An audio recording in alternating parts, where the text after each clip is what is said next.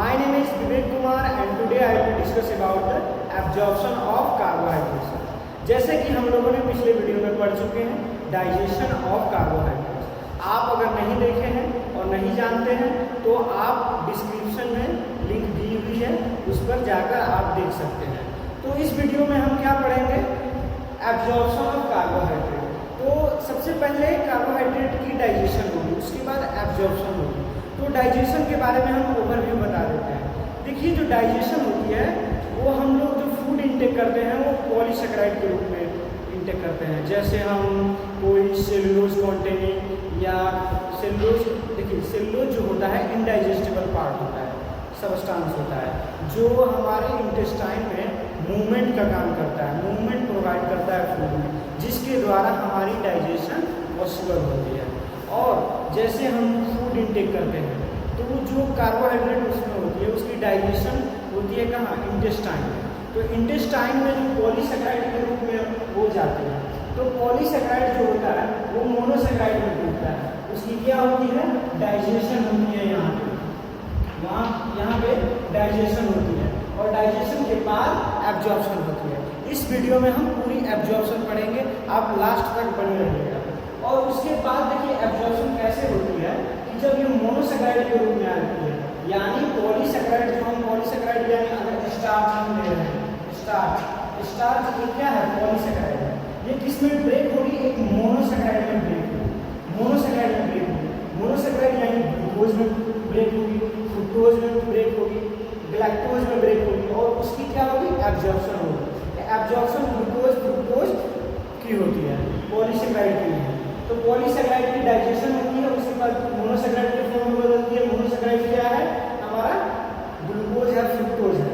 और ये ग्लूकोज जब फ्रुक्टोज जब हो जाती है डाइजेशन, यहाँ पे जब डाइजेशन हो जाती है मोनोसेकेराइड के रूप में, तब उसके बाद एब्जॉर्प्शन होती है। एब्जॉर्प्शन ये कहाँ होती है, ये इंटेस्टाइन के जेजुनम पार्ट में इसकी एब्जॉर्प्शन होती है। तो ये स्मॉल इंटेस्टाइन की जेजुनम पार्ट में होती है। तो इसके बाद वहाँ पे एब्जॉर्प्शन होके कहाँ चली जाती है, ब्लड में चली जाती है और ब्लड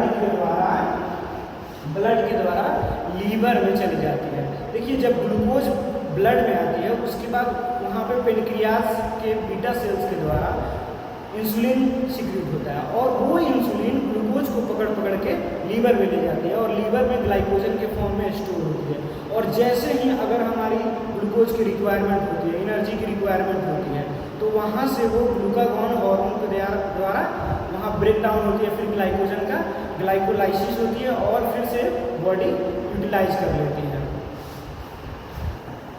अब हम इसकी देखेंगे मैकेनिज्म, आखिर मैकेनिज्म क्या होती है एब्जॉर्प्शन की। देखिए मैकेनिज्म जो होती है, दो टाइप्स की मैकेनिज्म होती है एब्जॉर्प्शन में, एक एक्टिव होती है, एक फैसिलिटेट होती है।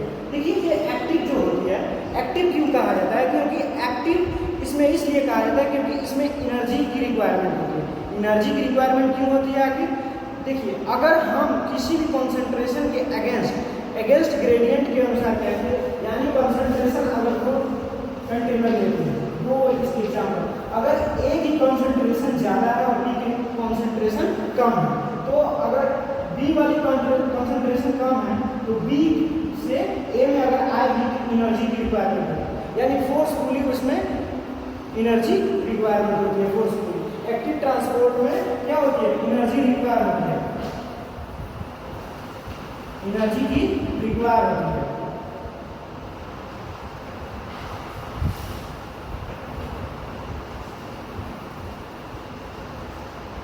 इसमें क्या होती है, एनर्जी की रिक्वायरमेंट होती है। उसके बाद जो फैसिलिटेट होती है, फैसिलिटेट जो होती है एक कॉन्सेंट्रेशन के अगेंस्ट न होकर, ये कॉन्सेंट्रेशन के अगेंस्ट नहीं होती है, इसीलिए इसमें एनर्जी की रिक्वायरमेंट नहीं होती है, यानी ये हायर टू लोअर कंसंट्रेशन होगी। और एक्टिव ट्रांसपोर्ट जो होगी इसमें लोअर टू हायर ग्रेडियंट होगी। तो अब इसमें हम देखते हैं एक्टिव ट्रांसपोर्ट, इसमें हम अब देखेंगे एब्जॉर्प्शन। एब्जॉर्प्शन में दो मैकेनिज्म होती है हमारी, और एक एक्टिव होती है, एक फैसिलिटेट होती है। तो एक्टिव हम देखेंगे एक नंबर। एक्टिव में क्या होती है, एनर्जी की रिक्वायरमेंट होती है। ये कैसे एनर्जी की रिक्वायरमेंट होती है हम आगे देखेंगे। देखिए क्यों होती है, क्योंकि वो अगेंस्ट द ग्रेडियंट जा रहा है, इसीलिए होती है। देखिए इसमें जो होता है ये एक्टिव ट्रांसपोर्ट सोडियम और ग्लूकोज डिपेंडेंट होता है, सोडियम और ग्लूकोज डिपेंडेंट होता है, ये एक ही साथ एब्जॉर्ब होते हैं। ये सोडियम का काम होता है ग्लूकोज को पकड़कर इसमें लेना। देखिए इसमें होती है एक प्रोटीन चैन, प्रोटीन चैन, और ये यहाँ पे होती है एक HCl।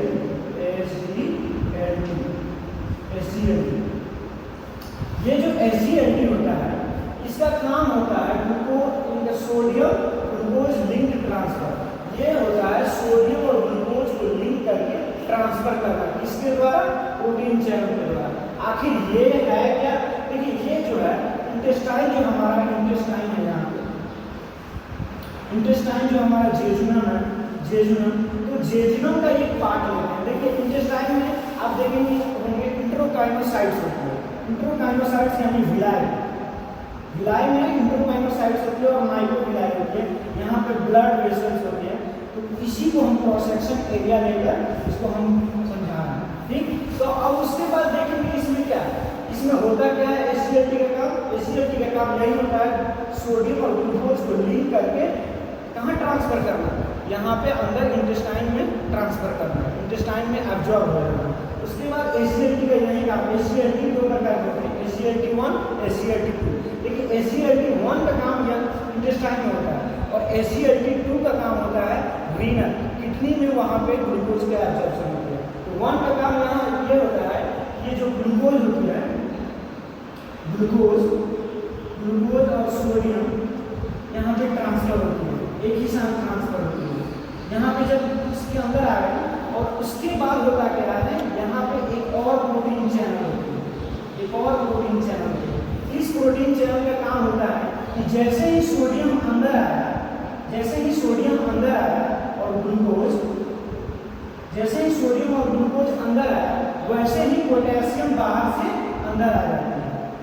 और पोटेशियम जब बाहर से अंदर आती है तो क्या होता है कि ये सोडियम जो होता है ये एनर्जी के लिए यूटिलाइज हो जाता है, और ये एनर्जी के लिए यूटिलाइज होकर फिर से ये बाहर निकल जाता है, सोडियम बाहर निकल जाता है और यहाँ पे एनर्जी यूटिलाइज होता है।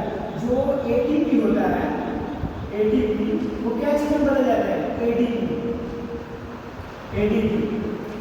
ADP में बदल जाता है। जो ये ATP होता है, ADP और फॉस्फेट एक इसका फॉस्फेट यूज हो जाता है, इसीलिए यहाँ पे एनर्जी का यूटिलाइज हुआ, इसीलिए इसको कहा जाता है एक्टिव ट्रांसपोर्ट, यानी एनर्जी की रिक्वायरमेंट होती है। देखिए यहाँ पे देखिए HCl है, HCl का काम होता है ग्लूकोज लिंक ट्रांसफर, इसका फुल फॉर्म होता है, यानी सोडियम और ग्लूकोज को लिंक करके ट्रांसफर करना। और जब सोडियम और ग्लूकोज इसमें आ जाती है, उसके बाद यहाँ से जो सोडियम होती है फिर बाहर जाती है, और जैसे सोडियम बाहर जाती है पोटेशियम फिर अंदर चली जाती है। उसके बाद यहाँ पे जो ATP है इसकी यूटिलाइज होती है। क्यों यूटिलाइज होती है? इसको सोडियम को बाहर निकालने के लिए, फिर से ग्लूकोज को अंदर लेने के लिए और सोडियम को बाहर निकालने के लिए और पोटेशियम को अंदर लेने के लिए यहाँ पे ATP यूटिलाइज होती है। ATP क्या चीज़ में बदलते हैं? ADP और देखिए एडेनोसाइन ट्राइफॉस्फेट एडेनोसाइन डाइफॉस्फेट में बदल जाता है, इसीलिए इसको एनर्जी यूटिलाइज इसमें होती है और इसीलिए इसको एक्टिव ट्रांसपोर्ट कहा जाता है। अब इसके बाद हम देखेंगे क्या? फैसिलिटेट ट्रांसफर, यानी फैसिलिटेट का होता क्या है कि इसमें एनर्जी रिक्वायर नहीं होती है। क्यों? क्योंकि इसमें एनर्जी ATP का यूटिलाइज नहीं होता है।